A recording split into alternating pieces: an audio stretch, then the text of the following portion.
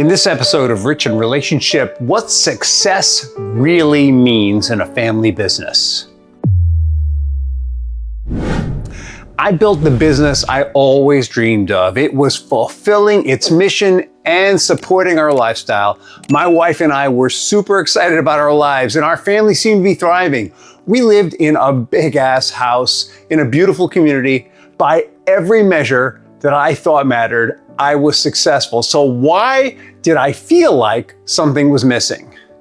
I think a lot of entrepreneurs quietly ask themselves that question, or even worse, they feel like something's missing, but they ignore it. They tell themselves, if I just go a little further, then it's gonna feel right. It's gonna feel successful. Let's talk about why.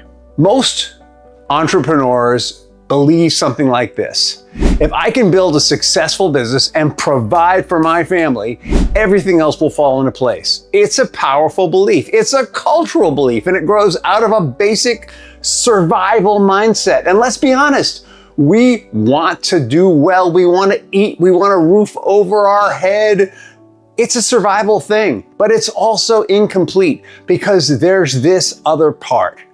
We want a roof over our head, food on the table, and we want rich and healthy relationships. So think about my good friends, Brad and Gwen. I've told you many Brad and Gwen stories. These are many people whose names have been changed to protect the innocent. When Brad and Gwen started the business, they were inseparable. They started the business together because they loved being together. They appreciated one another's strengths. They loved that each one could lean into an area the other one wasn't as strong in. Every conversation at that point was about possibilities. It's like when a couple starts a business together, they're almost in love with the business they're starting in the same way that they were in love with each other. It's like an extension of that in love experience in some ways. It's super cool. And the possibilities of realizing your shared life vision through the business is what makes it so juicy. So Brad and Gwen were up late having these chats. They're building something together. Every win felt like their win. They weren't just growing a company, they were growing their family's future. And then success showed up. Yes, more money. Also, more employees, more clients, more responsibilities, more decisions, more late nights, more date nights that slowly became planning meetings, vacations that become strategy sessions. Their phones never really turned off. Even when they're watching shows together, their phones are on, they're answering text messages, they are on. And at first, they figured this was a short-term sacrifice for a long-term goal. How many of you have been there? But over time, they kept sacrificing until sacrifice became the norm. And I know if you're watching this, you're having this experience. So listen up, stay tuned, because the good stuff is coming. Now, the irony of this is they actually spent more hours together in the same room than ever before. And yet, they felt more alone or separated or less connected than ever before. Because each one of them was rolling their own individual business boulder. Same business, different boulders. One evening, Gwen looked around their beautiful home. She's like, hey, the business is thriving. The bills are paid. The future feels secure, but we've only been focusing on one part of our life, while many other areas have quietly begun to shrivel. Not because they intended it, because our attention follows urgency. My wife and I, you've heard about her, we wrestle with this all the time because let's face it, the principle of sacrificing now for the future is ingrained in all entrepreneurs. And to some extent, it's in our culture. It's in the water we're drinking. In the past, how this used to show up for us is maybe one of us wouldn't show up for a school event while the other one would. But it would rapidly evolve into we would be doing all the right things, showing up places, without being fully emotionally present for one another or the kids, right? So we'd be at dinner with the kids and not really listening. And I want you to know that the result is that some of our children have some troubles today. I can tell you that I personally have failed to pick up every one of our children at school at least once because I allowed business to drag me away, to take my attention, to be more urgent than showing up for them. And I regret it to this day. You see, we had been sacrificing our family and our marriage even on the altar of personal success. And personal success had a very narrow definition. But what we came to realize is there are some things that will never be sacrificed. I lived this. Success gives you resources, and maybe for a little while it fills the desire-based hole. You know what I'm talking about? I want.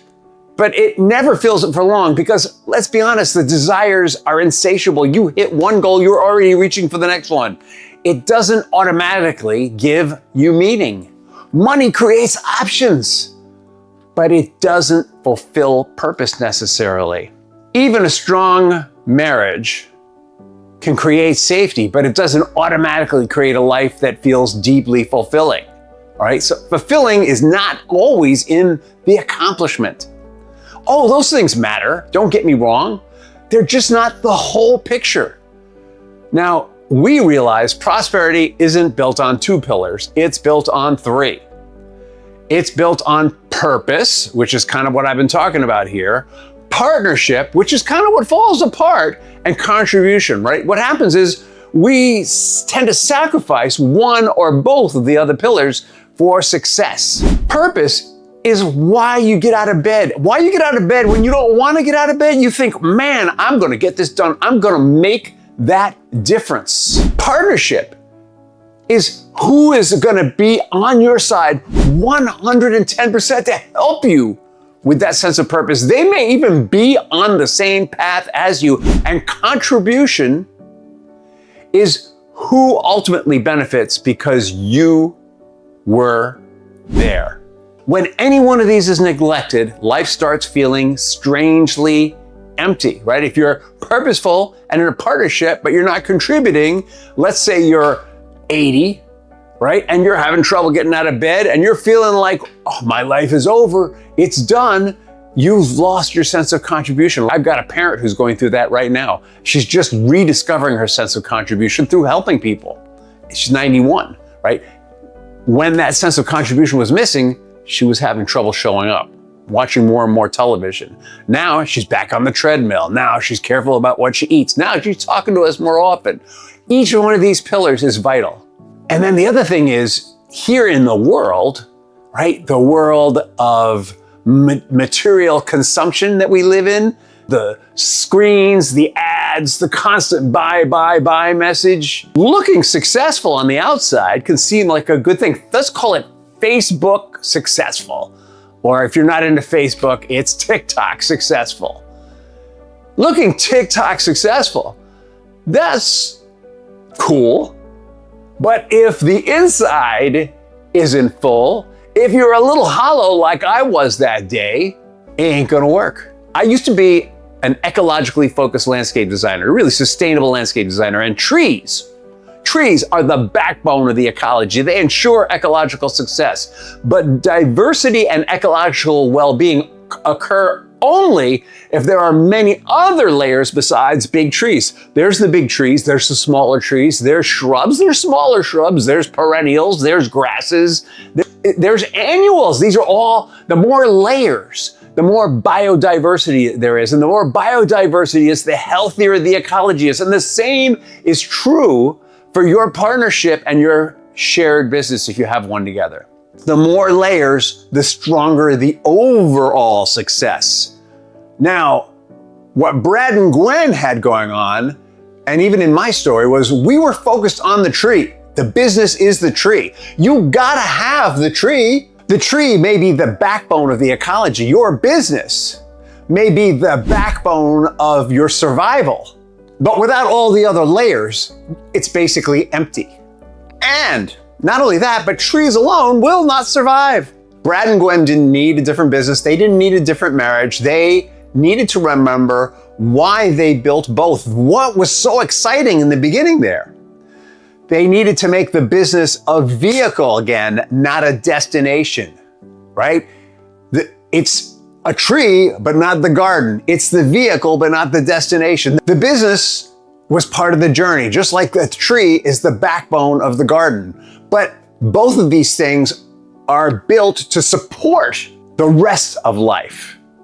Can't have it without it. If you're not producing, you're not eating. If you're not eating, you're not surviving. If you don't have the big trees, the ecology basically crumbles. Brad and Gwen, they started focusing on the whole garden. They protected their time together. They protected their time with their children. They reconnected with their individual purpose and their shared purpose. They started to separate the family charter from the business mission, because the charter of the family, the place the family is going, is supported by the business. Nothing dramatic changed. They were just so much more careful about their intention. You remember what I said before? You can do all the right things and still not have the result that you want. You can show up to dinner with your kids, but if you're not present, they don't really get you. They don't get you who you are. You're just a body in the room.